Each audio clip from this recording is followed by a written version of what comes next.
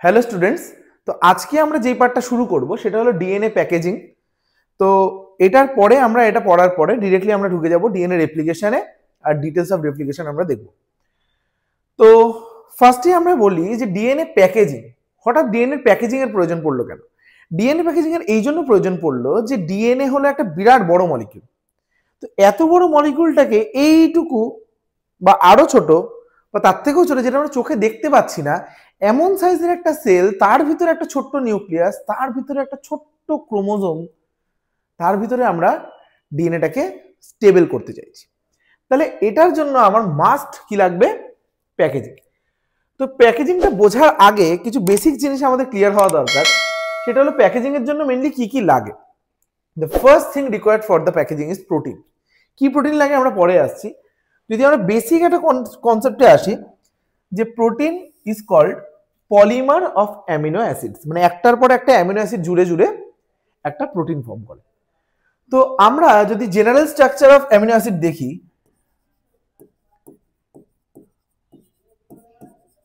General structure of amino acid দেখি, তাহলে আমরা এখান থেকে বলতে পারি যে এইটাতে NH2 গ্রুপ আছে, এখানে COOH গ্রুপ আছে। তাহলে আমরা এটাকে বলতে পারি, এটাকে আমরা অ্যাসিডিক গ্রুপ বলতে পারি,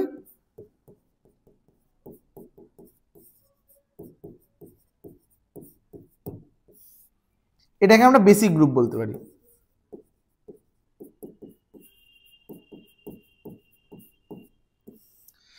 তো কেন বেসিক গ্রুপ বলতে পারি? কারণ এখান থেকে একটা H+ লিবারেশনের টেন্ডেন্সি রয়েছে, তাই জন্য অ্যাসিডিক। আর এখানে একটা H+ অ্যাকসেপ্টের টেন্ডেন্সি রয়েছে, তার জন্য এটা বেসিক। মেইনলি প্রত্যেকটা অ্যামিনো অ্যাসিডে এই NH2 গ্রুপটা আর COOH গ্রুপটা, দিস আর দ্য কনস্ট্যান্ট। মানে এইটা এইটা আর এই হাইড্রোজেনটা, এই তিনটে পার্ট কনস্ট্যান্ট।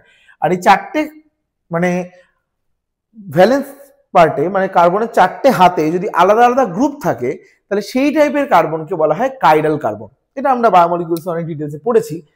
এবার আমরা দেখছি এইখানে একটা আর্ম আছে, যেখানে একটা গ্রুপ আছে, যেটাকে বলা হয় ভ্যারিয়েবল গ্রুপ। এই আর গ্রুপটাকে বলা হয়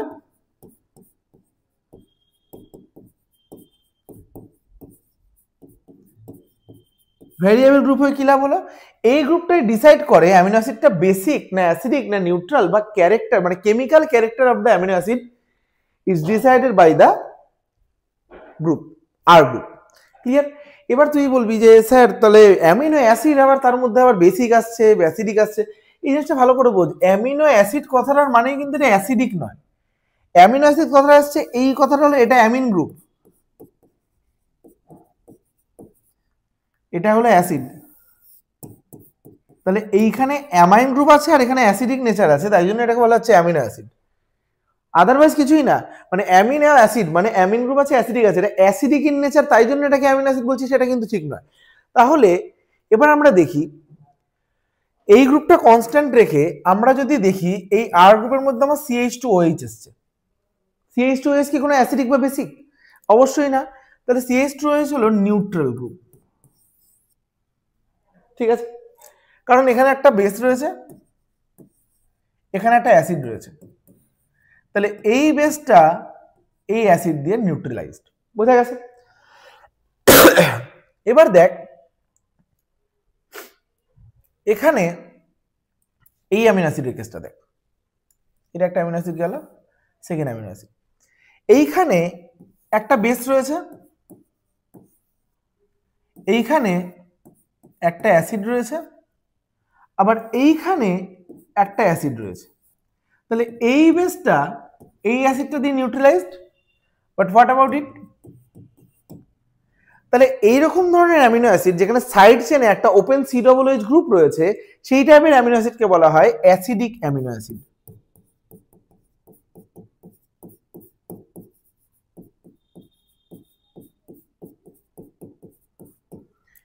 এটার এক্সাম্পল হবে হলো গ্লুটামিক অ্যাসিড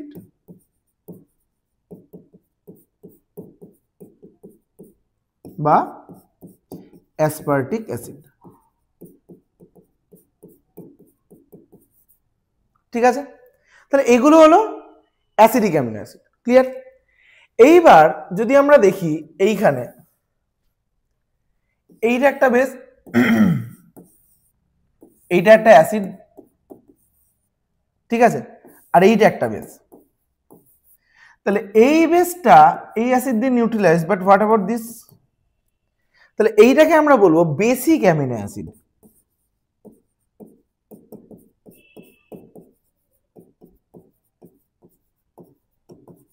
কি কি হতে পারে?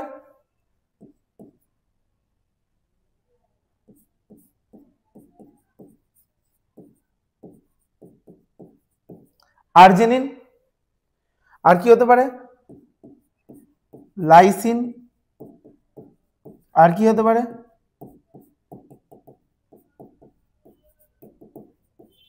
হিস্টিডিন। এই তিনটে অ্যামিনো অ্যাসিড হলো গিয়ে বেসিক অ্যামিনো অ্যাসিড। আর অ্যাসিডিক অ্যামিনো অ্যাসিড আছে আমার দুটো। তাহলে অ্যাসিডিক অ্যামিনো অ্যাসিড আমার দুটো, বেসিক অ্যামিনো অ্যাসিড আমার তিনটে। তাহলে এই দুটো মিলিয়ে আমাদের এইগুলোই মনে রাখতে হবে, ঠিক আছে?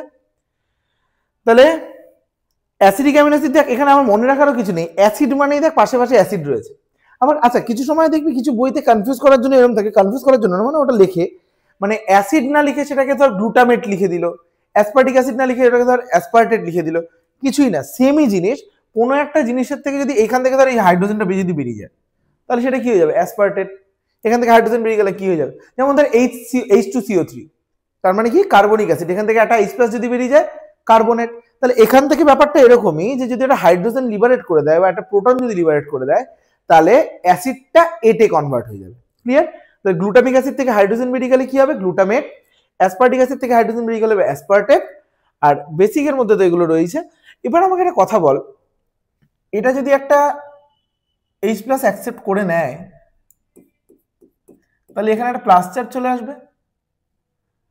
এটা যদি ছেড়ে দেয় তাহলে একটা মাইনাস চার্জ চলে আসবে। তাহলে একটা জিনিস বোঝ, এখানে প্লাস আর মাইনাস এটা নিউট্রাল, তাহলে এটা চার্জ জিরো, তাই তো? নিউট্রালের চার্জ কত? জিরো। আরে ভাই, এখান থেকে সি ডবল মাইনাস না। এবার দেখ সি ডবল মাইনাস এখানেও আছে, তাহলে এটা মাইনাস চার্জ, এটা মাইনাস চার্জ, এটা প্লাস চার্জ, তাহলে প্লাস মাইনাসে নিউট্রাল, এখানে মাইনাস চার্জ।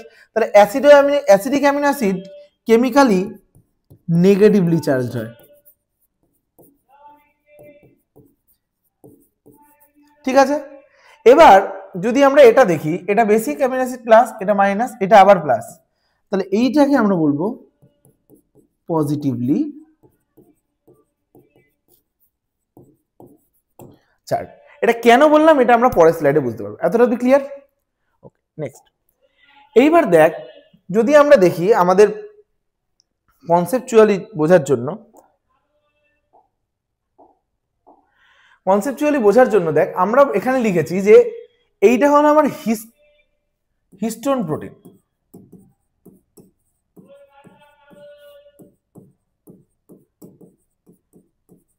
হিস্টোন প্রোটিন কি? এটা হলো ডিএনএ প্যাকেজিং প্রোটিন।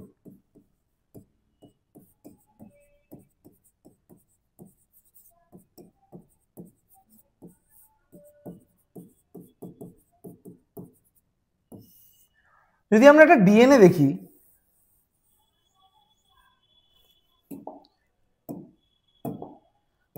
ডিএনএ দেখি, ডিএনএ কেমিক্যাল নেচার কি আমরা পড়েছিলাম? ডিএনএ হলো অ্যাসিডিক,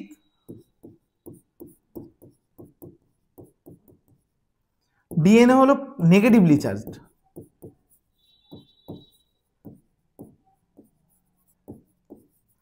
তা ডিএনএ কে বাইন্ড করতে আমার যাকে লাগবে সেই প্রোটিনটাকে আমি কি করব? এই অ্যাসিডিক অ্যাসিড তো রিপেল করবে, নেগেটিভ নেগেটিভ তো রিপেল করবে। তাহলে আমার হিস্টোন প্রোটিনের নেচার হলো বেসিক লাগবে,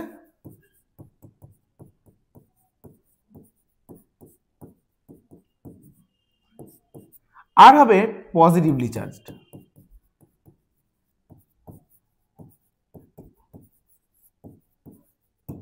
ক্লিয়ার? এবার সেটা বুঝতে গেলে তাহলে আমি বেসিক অ্যামিনো অ্যাসিড চাইছি এর মধ্যে, কারণ বেসিক যদি একটা প্রোটিনের নেচার হয়, দ্যাট মিনস সেই প্রোটিন রেসিডিউটার মধ্যে মাল্টিপল জায়গায় আমার প্লাস চার্জের অ্যামিনো অ্যাসিড থাকতে হবে বা আমার বেসিক অ্যামিনো অ্যাসিড থাকতে হবে। তাহলে দেখ, নর্মালি আমরা যদি দেখি lysine basic amino acid, arginine basic amino acid, আবার দেখ লাইসিন আর্জিনিন, মিথিওনিন রয়েছে, গ্লুটামিক অ্যাসিড রয়েছে, গ্লুটামিক অ্যাসিড নেগেটিভ, এটা 0, এটা প্লাস, এটা প্লাস। তার মানে একটা জিনিস ভালো করে বোঝ, হিস্টোন প্রোটিন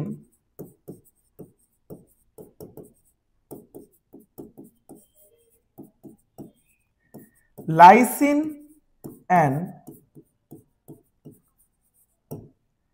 আর্জিনিন।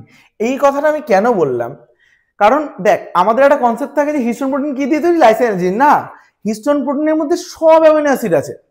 আমাদের বডিতে যে 20 খানা অ্যামিনো অ্যাসিড আছে, everything is present in histone, but সব থেকে বেশি অ্যামাউন্টে কোনটা রয়েছে, lysine arginine. And this is the cause of the basic nature of histone protein as well as the positively charge nature of histone protein. Clear? তাহলে histone protein আমরা দেখলাম। এবার দেখ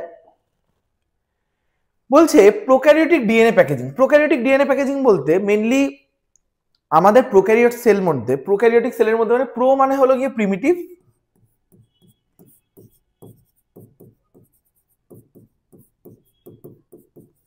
ক্যারিওটিক কথাটা এসছে ক্যারিয়ন থেকে, যেটাকে বলা হয় নিউক্লিয়াস। তাহলে cell having primitive nucleus is called prokaryotic cell. Okay, এইবার দেখ এইখানে যে এটা জেনেটিক ম্যাটেরিয়াল আছে, এটাকে বলে ডাবল স্ট্র্যান্ডেড সার্কুলার ডিএনএ।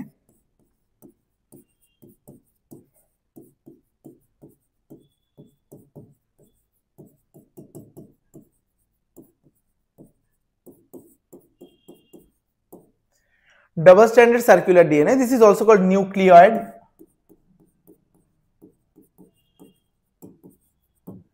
তো নিউক্লিয়ারটা এরকম ভাবে রয়েছে, কিন্তু এইভাবে যদি একটা ডিএনএ ছড়িয়ে থাকে তাহলে কি আলটিমেটলি কোনো লাভ হবে? একেবারেই লাভ হবে না। তাহলে এইটা হলো প্যাকেজিং যদি করে দিই আমি, তাহলে অন্তত একটা লুপ ফর্ম করেও হলো একটা মোটামুটি অর্গানাইজ স্ট্রাকচারে, এগুলোকে বলা হয় লুপ। দেখ এইখানে আমি 4টে প্রোটিন এঁকেছি, এই প্রোটিনগুলো অ্যাকচুয়ালি বলা হয় পলিঅ্যামাইন্স। এরা হলো পজিটিভলি চার্জড।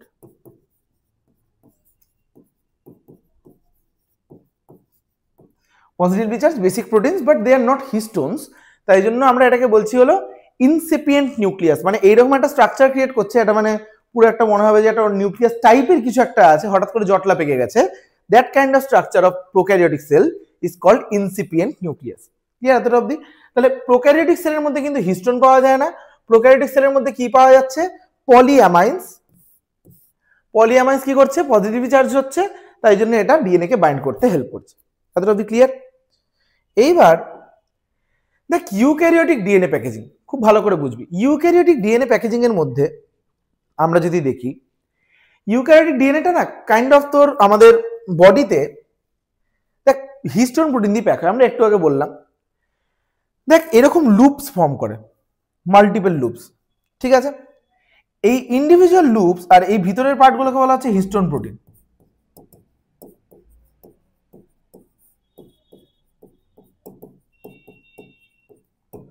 Histone proteins. এইবার এই হিস্টোন প্রোটিনের মধ্যে তুই যদি দেখিস যে histone protein wrapped by the DNA, this total structure is collectively called as nucleosome. তাহলে histone protein wrapped by the DNA collectively called as nucleosome। তাহলে এই জিনিসটা ভালো করে বোঝ যে আমরা যদি এই স্ট্রাকচারটাকে দূর থেকে দেখি, আমরা কি দেখব, এইগুলোকে বিডস দেখব,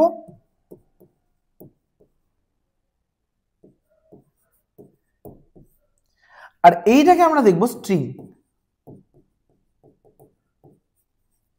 তাহলে এই স্ট্রাকচারটাকে আমরা দেখতে পারি বিডস অন স্ট্রিং।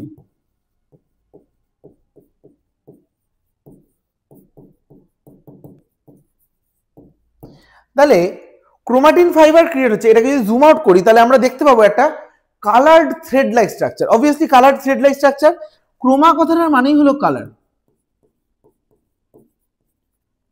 টিন কথাটা আসছে TENE থেকে, যেটা মানে হলো থ্রেড। তাহলে কালার্ড থ্রেড লাইক স্ট্রাকচার, এটা কিরকম দেখতে, বিডস অন স্ট্রিং স্ট্রাকচার। বিডটা কি, নিউক্লিওজোম, স্ট্রিংটা কি, ডিএনএ। ক্লিয়ার? বা লিঙ্কার ডিএনএ, আমরা পরে আসছি সেটা নিয়ে। তো this is the structure of our packed DNA. Packed DNA মানে হলো ক্রোমাটিন ফাইবার। এবার যদি আমরা ইন্ডিভিজুয়ালি একটা নিউক্লিওজোমে ফোকাস করি, this is the structure of nucleosome. যদি আমরা দেখি যে নিউক্লিওজোম এইটা একটা হলো তোর মানে হিস্টোন প্রোটিন। হিস্টোন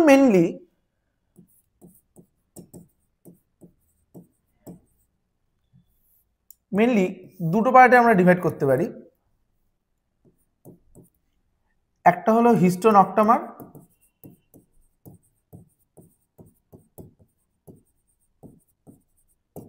আর একটা H1।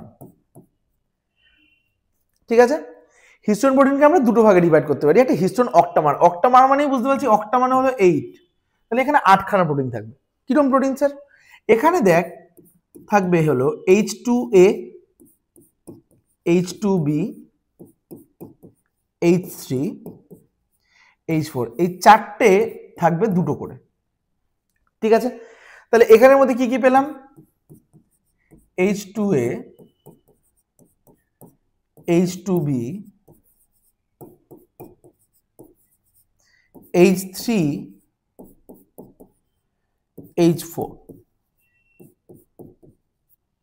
ঠিক আছে, তাহলে এইটা হলো হিস্টোন অক্টামার। এইটাকে বলা হচ্ছে কি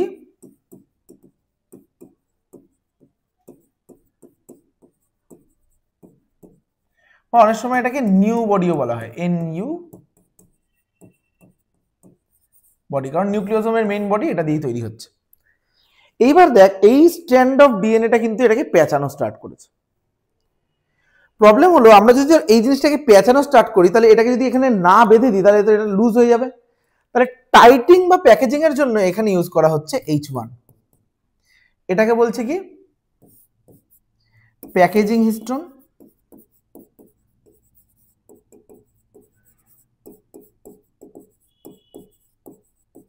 বা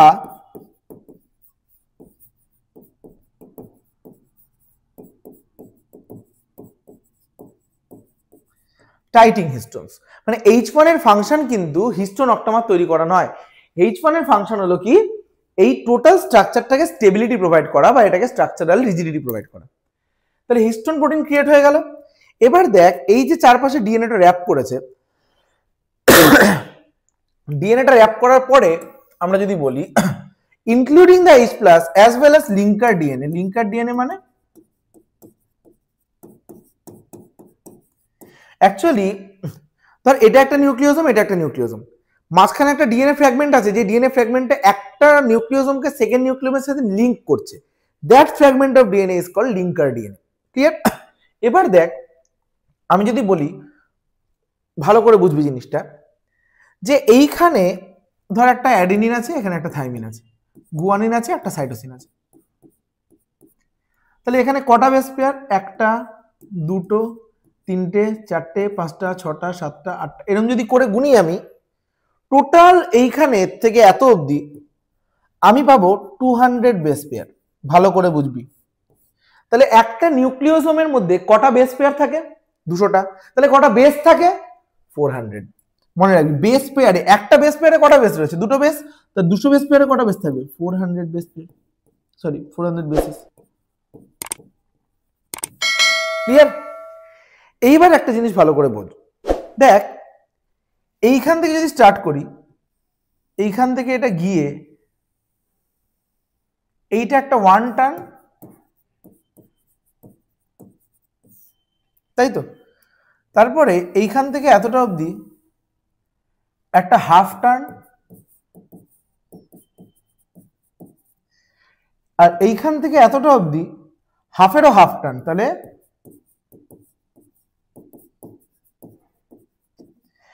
একটা ডিএনএ একটা নিউক্লিওজোমকে কতগুলো টার্নসে আউট করে? দেখ 1 প্লাস 0.5 প্লাস 0.25 মানে 1.75 টার্নস। তাহলে একটা নিউক্লিওজোমের মধ্যে কি কি ডেটা বললাম? একটা হলো 200 বেস পেয়ারস রয়েছে, একটা হলো তোর 1.75 টার্নস রয়েছে ডিএনএ। তাহলে ভালো করে বোঝ, একটা প্রোক্যারিওটিক সেলে কি থাকে? পলিয়ামাইন্স। পলিয়ামাইন্স হলো positive discharge amino acid rich একটা জিনিস। নিউক্লিওজোম মানে কি? নিউক্লিওজোম মানে হলো হিস্টোন প্লাস ডিএনএ। ডিএনএটা তোর র্যাপ থাকে around the histone octamer. Histone octamer is formed by the histone proteins H2A, H2B, H3, H4, এটা দুটো করে থাকে, তার জন্য 8টা থাকে, তাই জন্য হিস্টোন অক্টামার বলা হচ্ছে। আর টোটাল স্ট্রাকচারটাকে স্ট্রাকচারালি রিজিড করতে বা স্ট্রাকচারাল স্টেবল করতে হেল্প করে হলো H1 প্রোটিনস। আর H1 প্রোটিনসে থাকার পরে একসাথে টোটালটাকে বলা হয় নিউক্লিওজোম। এই টোটাল স্ট্রাকচারটাকে বলা হয়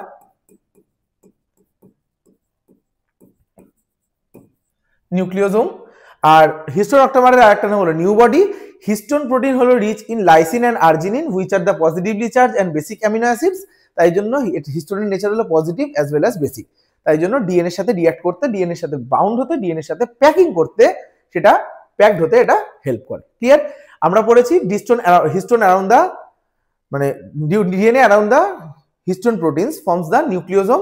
nucleosome R considered as beads and the DNA is considered as the string, and beads and string structure collectively called as the chromatin fibers. ঠিক আছে? এতটা অবধি ক্লিয়ার? এবার দেখ কনসেপ্ট ক্লিয়ার কর। এবার দেখ এটা ছিল হলো আমাদের DNA. This was our DNA. এবার ডিএনএ তে ডিউ টু হিস্টোন প্রোটিনস এরকম একটা কন্ডিশন ক্রিয়েট হলো, মানে কি এইটা একটা নিউক্লিওজোম, এটা একটা nucleosome, nucleosome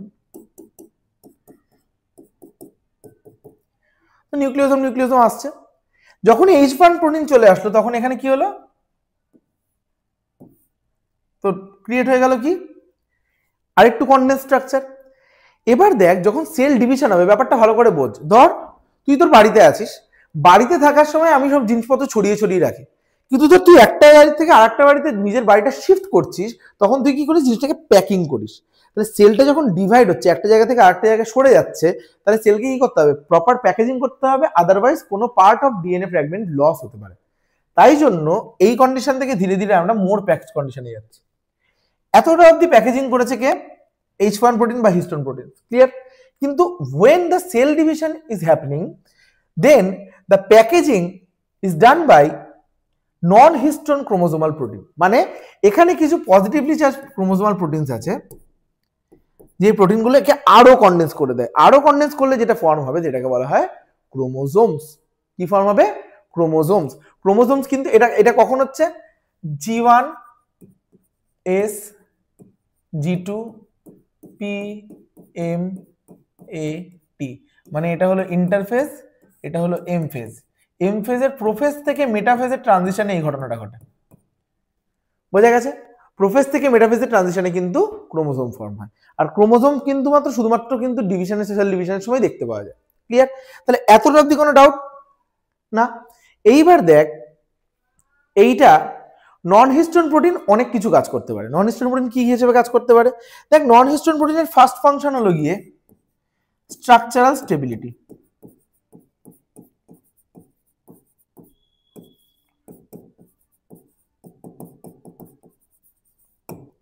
structural stability provide করছে, আমরা এটা বুঝতেই পারছি। এখান থেকে এই স্ট্রাকচারটা আরো বেশি স্টেবল, কনডেনসেশন। সেকেন্ড কেস হলো ডিএনএ কনডেনসেশন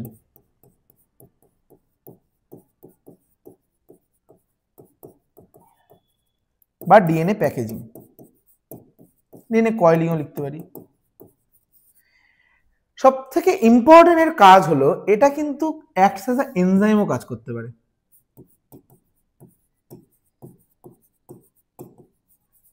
কিভাবে? ধর ডিএনএ থেকে আরএনএ ফর্ম করছি, তাহলে ডিএনএ এর উপরে একটা প্রোটিন বাইন্ড করবে, যেখান থেকে একটা আরএনএ ফ্র্যাগমেন্ট বের করে দেবে। তাহলে এটাকে আমরা বলতে পারি ডিএনএ ডিপেন্ডেন্ট আরএনএ পলিমারেজ, মানে ডিএনএ এর উপর ডিপেন্ড করে আরএনএ এর পলিমার ক্রিয়েট করছে। তাহলে এই যে পলিমারটা ক্রিয়েট হলো, এই যে প্রোটিনটা এখানে বাইন্ড করলো, এই প্রোটিনটা কি হিস্টোন প্রোটিন? একেবারেই নয়।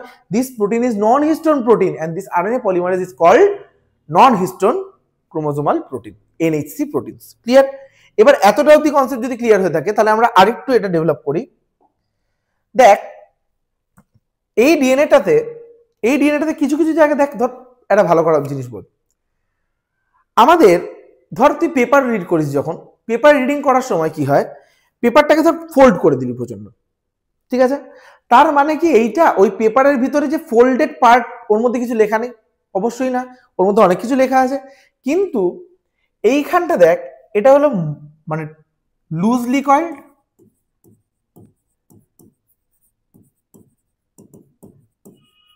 এটা টাইটলি কয়েলড।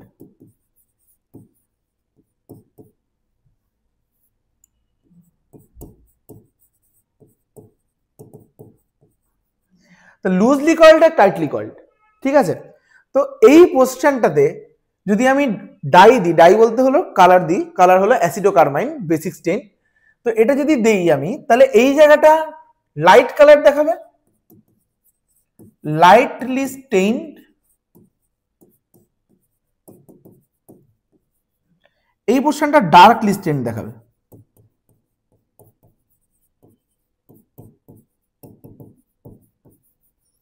যেহেতু লাইটলি স্টেইন রয়েছে তাই জন্য এটাকে বলা হয় ইউক্রোম্যাটিন।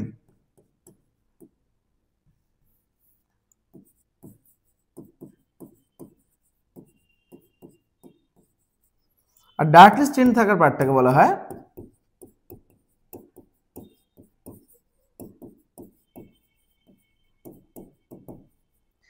এবার দেখ হেটেরোক্রোমাস্টিন ডার্কলি স্টেইন কেন, এখানে যে স্পেসেস রয়েছে সেই স্পেসেসগুলোর মধ্যে কি স্টেইন ভরে গেছে। এইবার আমার কথা হলো যখন স্পেসেসের মধ্যে স্টেইন ভরেই গেছে তাহলে এইখানের ভিতরে আমার কোনো আরএনএ পলিমারেজ যদি বাইন্ড করতে আসে, এই জায়গাটা রিড করা বেশি, তাহলে ভালো করে কথা বল যে কোনো একটা পেপার প্রচন্ড ভাঁজ করা আছে, যদি না খুলে ওটাকে পড়তে পারবি? পারবি না। তাহলে সেখান থেকে পড়ে তুই নোটস বানাতে পারবি? পারবি না। তাহলে সেই যে কোনটা থেকে নোটস বানাতে পারবো? তাহলে এই পোর্শনটাকে বলা হবে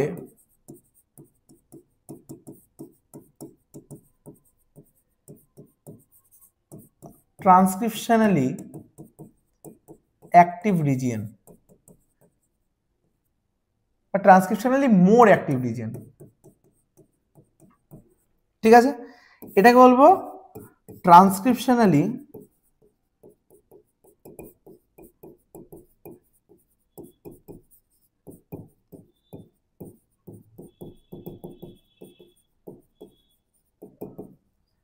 লেস অ্যাক্টিভ রিজিয়ন। কেন? কারণ এইখানে তো প্রপারলি আরএনএ পলিমারেজ বাইন্ডই করতে পারছে না। তা আরএনএ পলিমারেজ যদি বাইন্ডই না করতে পারে তাহলে আরএনএ তৈরি করবে কোত্থেকে? আরএনএ তৈরি না করলে সেখান থেকে প্রোটিন তৈরি হবে কোত্থেকে? তো সেখান থেকে আমরা কনসেপ্ট ক্লিয়ার করতে পারছি যে euchromatin is transcriptionally active region, heterochromatin is transcriptionally less active region. That doesn't means that ইউক্রোমাটিনের মধ্যে শুধুমাত্র জিন্স আছে, হেটেরোক্রোমাটিনের মধ্যে জিন্স নেই। ভুল কনসেপ্ট। ইউক্রোমাটিন হেটেরোক্রোমাটিন দুটোর মধ্যেই জিন্স রয়েছে, but we can read the genes of euchromatin only because of their loose packaging. Clear? এতটা অব্দি কনসেপ্ট ক্লিয়ার? এইবার আমরা চলে আসি, আমাদের মোটামুটি ডিএনএ প্যাকেজিং ক্লিয়ার। এবার আমরা চলে আসি তোর ডিএনএ রেপ্লিকেশন। ডিএনএ রেপ্লিকেশন মানে নিজের রেপ্লিকা তৈরি করা, ডিএনএ অ্যাজ ইট ইজ নিজের একটা কপি ক্রিয়েট করছে। কেন কপি ক্রিয়েট করছে? G1S G2 যে প্রসেসটা আছে সেই এস ফেজের মধ্যে ডিএনএ রেপ্লিকেশন হচ্ছে, সেটা আমরা পরের ক্লাসে আমরা ডিটেলসে দেখবো। শুধু একটা জিনিস দেখে রাখ, আগে বুঝে রাখ যে আমরা মেইনলি অ্যাজিউম করেছিলাম যে ডিএনএ রেপ্লিকেশন 3 রকমের হতে পারে। কি কি হতে পারে? দেখ, এই কনসেপ্ট অফ ডিএনএ রেপ্লিকেশন যে সেমি কনজারভেটিভ ডিসরাপটিভ বা ডিসপারসিভ, বা তোর মানে কনজারভেটিভ, সেমি কনজারভেটিভ বা ডিসপারসিভ বা ডিসরাপটিভ, যেটাই হতে পারে, তো দুটোই বলা হয়। তো সেই ক্ষেত্রে আমরা তোর প্রথমে আমরা বলি যে এটা কেন বা কিভাবে হচ্ছে, সেটা কনক্লুশনটায় আসছি। সেটা জানার আগে জেনে নে এই কনসেপ্টটা মেইনলি দিয়েছিল ওয়াটসন এন্ড ক্রিক, আর এইটাকে প্র্যাকটিক্যালি ডেমনস্ট্রেট করেছিল হলো মিসেলসন আর স্টাল। এরা কি করেছে আমি পরে আসছি, আগে জিনিসটা বোঝ জিনিসটা কি। 3 টাইপের রেপ্লিকেশন কনসেপ্ট রয়েছে। একটা হলো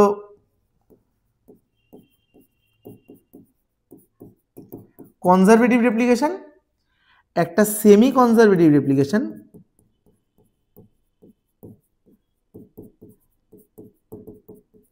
একটা ডিসপারসিভ। তো আমরা যদি বলি যে স্যার কনজারভেটিভ রেপ্লিকেশনটা কিরকম, কনজারভেটিভ রেপ্লিকেশনের মধ্যে সমস্যাটা হলো এই জিনিসটা অ্যাজ ইট ইজ থেকে যাবে। এই জিনিসটা অ্যাজ ইট ইজ থেকে যাবে মানে এটা প্যারেন্টাল ডিএনএ যা ছিল তাই, এটাকে দেখে দেখে আমি আর একটা ডিএনএ ক্রিয়েট করব, বাট যে ডিএনএটা কিন্তু নতুন পুরো তৈরি হলো, মানে এইটা একটা ছিল পুরো, এটাকে আমি ডিস্টার্ব করলাম না, না করে আমি একটা নতুন ক্রিয়েট করলাম। ক্লিয়ার? এবার সেমি কনজারভেটিভে দেখ, সেমি কনজারভেটিভে দেখ,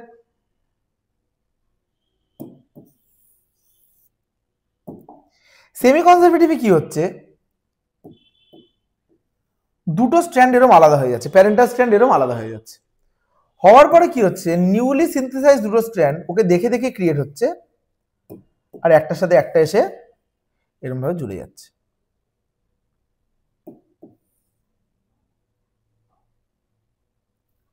বোঝা গেছে? তাহলে এটা হলো অ্যাকর্ডিং টু সেমি কনজারভেটিভ। ডিসপারসিভ কোনটা? ডিসপারসিভ মানে হলো গিয়ে ধর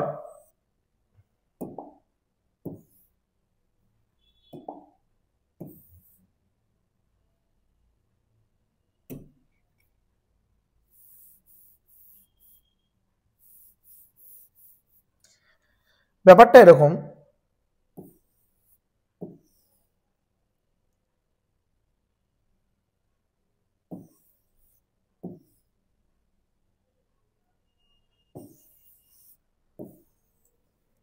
এটা কিন্তু স্ট্র্যান্ড এক্সচেঞ্জ হচ্ছে না, এটা কিন্তু র্যান্ডাম হচ্ছে, যা খুশি হতে পারে। এইবার বিষয়টা হলো, আমি এটা বোঝার জন্য একটা প্রপার অ্যারেঞ্জমেন্ট ক্রিয়েট করেছি যে এই তিনটার মধ্যে কোনটা হয়। মিসেলস স্টার্স কি করলেন, একটা এস্টেরিচিয়া কোলাই নিলেন, ইকোলাই নিয়ে ওরা NH4Cl মিডিয়ামে গ্রো করেছিলেন। কেন NH4Cl মিডিয়ামে গ্রো করেছিলেন? NH4Cl মিডিয়ামে গ্রো করেছিলেন এই কারণেই, NH4 এর মধ্যে দুটো জিনিস নিয়েছিলেন, একটা N14, একটা N15। এটার মধ্যে কোনটা রেডিও আইসোটোপ? একটাও না, এটা হলো হেভি আইসোটোপ অফ নাইট্রোজেন, এটা হলো লাইট। তাহলে ফার্স্টে উনি একটা N15 মিডিয়ামে গ্রো করেছেন, NH4Cl মিডিয়ামে গ্রো করেছেন, যেটার মধ্যে ছিল N15। তাহলে এই ইয়েলো কালারের ডিএনএটার মধ্যে যতগুলো নাইট্রোজেনাস বেস আছে, সবকটা নাইট্রোজেন কোথা থেকে পাবো? N15, তার মানে এটা হেভি আইসোটোপ। তাহলে প্রথমেই যদি আমরা এটাকে সেন্ট্রিফিউগেশন করি,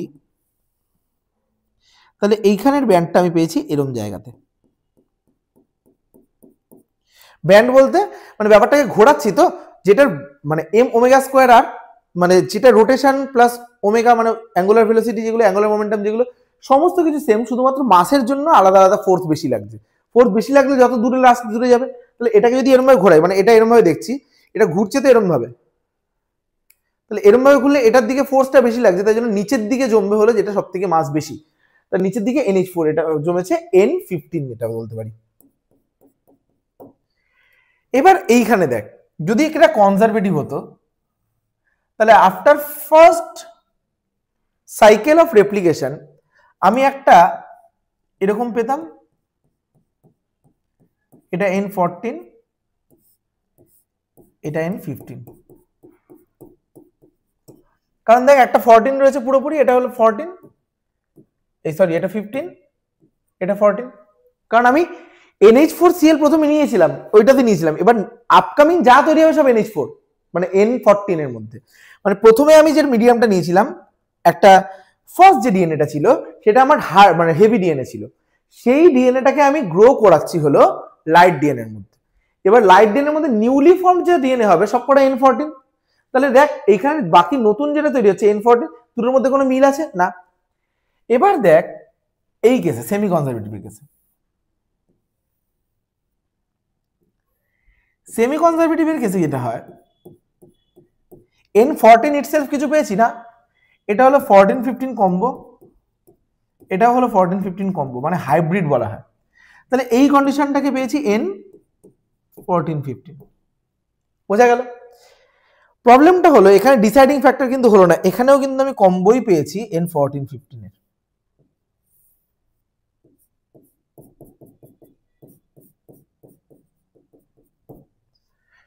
তাহলে এইটা আমার ডিসাইডিং, আমি তিনটের মধ্যে যখন রেপ্লিকেশন করেছি ফার্স্টে আমি এটা পেয়েছি, তাহলে এইটা ডিসকার্ডেড, তাহলে এটা হয় না, তাহলে কনজারভেটিভ নয়। এখনো কনফিউশন কিসের কিসের মধ্যে হলো, সেমি কনজারভেটিভ আর ডিসরাপ্টিভ। এবার দেখ যদি এইটাকে আমি আবার ডিভাইড করি, তাহলে গল্পটা কি দাঁড়াবে?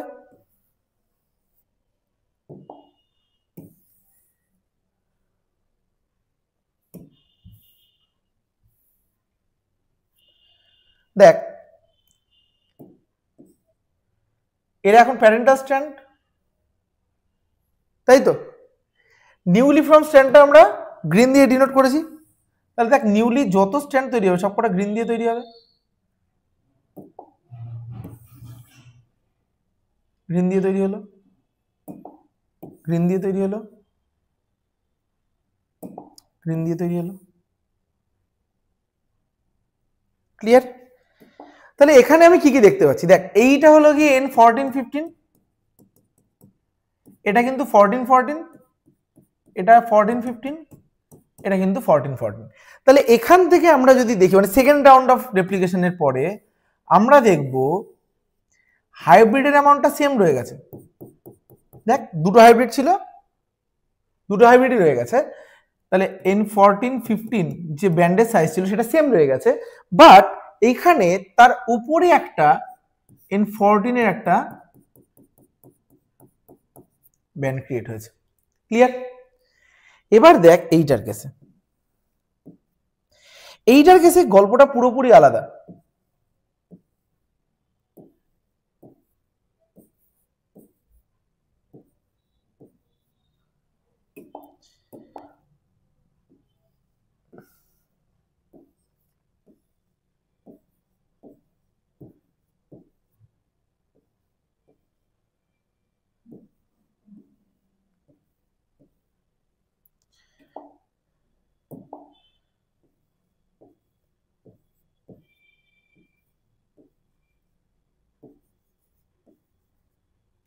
তাহলে এইখানে দেখ এটাও কিন্তু N14-15,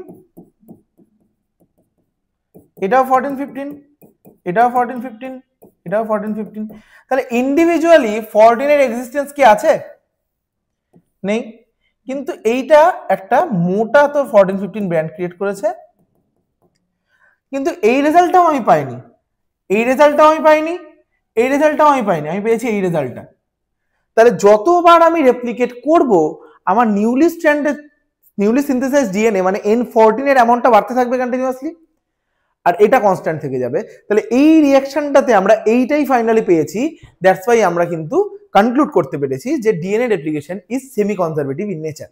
তাহলে এইখান থেকে আমরা বলতে পারি মিচেলসন স্টালস এটা কিন্তু সিজিয়াম ক্লোরাইড ডেনসিটি সেন্ট্রিফিউগেশন করেছিল। ডেনসিটি সেন্ট্রিফিউগেশন মানে সিজিয়াম ক্লোরাইডকে মিডিয়াম হিসেবে নিয়েছিল যার মধ্যে NH4Cl ছিল। NH4Cl কেন দেওয়া হয়েছে?